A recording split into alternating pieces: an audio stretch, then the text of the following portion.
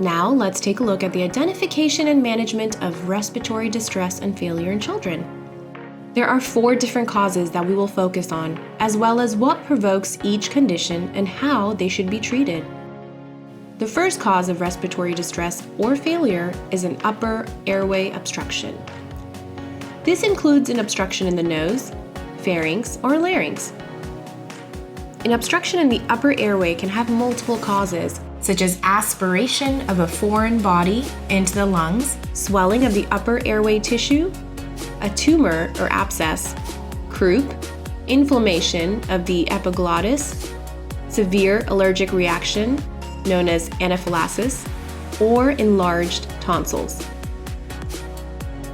The signs and symptoms of an upper airway obstruction are tachypnea, increased respiration and effort, inadequate chest rise, stridor, a change in voice, crying or coughing, cyanosis, drooling, and an increased respiratory rate. To manage an obstruction in the upper airway, remove the object obstructing the airway, suction the mouth or nose, reduce airway swelling, and consider an advanced airway or surgery if needed. 2 of the most common causes of upper airway obstruction are croup and anaphylaxis. When a patient presents symptoms for either of these 2 causes, PALS providers should be able to distinguish the right type of treatment that must be provided. Croup, which occurs most often in children, is an acute viral infection in the upper airway that blocks breathing and is exhibited by a barking cough, stridor, and hoarseness.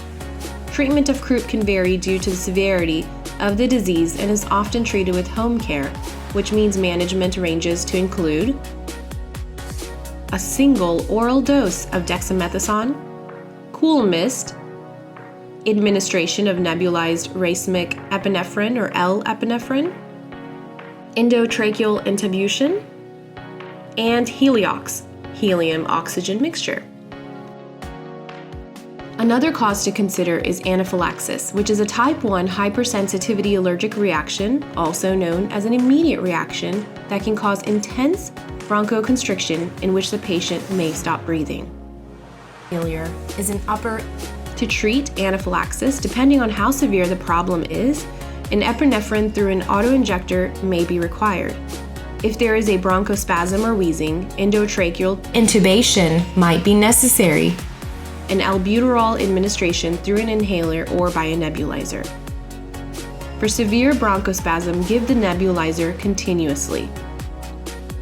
Administer diphenhydramine and an H2 blocker. The final treatment for anaphylaxis is to get methylprednisolone or corticosteroids. To see more details about an anaphylactic reaction, refer to the corresponding graphic in this chapter. If the child has hypotension, do the following 3 things.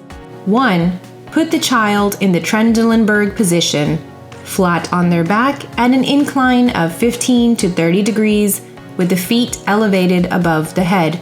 Give the child small boluses of epinephrine or an infusion of the titrated amount. And 3. Administer isotonic crystalloid. Now, let's talk about the second condition that can lead to respiratory distress and failure in a child, which is a lower airway obstruction. This can be an obstruction in the lower trachea, bronchia, or bronchioles, and is caused by asthma or bronchiolitis. Signs and symptoms of an obstruction in the lower airway include tachypnea, coughing, wheezing, increased expiratory effort with a longer expiratory phase, and increased respiratory effort. Blocks breathing.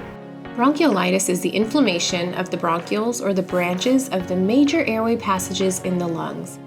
Patients exhibiting coughing, shortness of breath, and wheezing, which makes management of bronchiolitis includes nasal or oral suctioning and ancillary testing like chest x-rays, arterial blood gas analysis, and viral studies. Breathing and is exhibited. The other common cause of a lower airway obstruction, asthma, is a chronic inflammatory disease where the airway becomes narrow or swollen and makes breathing difficult. Symptoms including coughing, shortness of breath, wheezing, and tightness of the chest.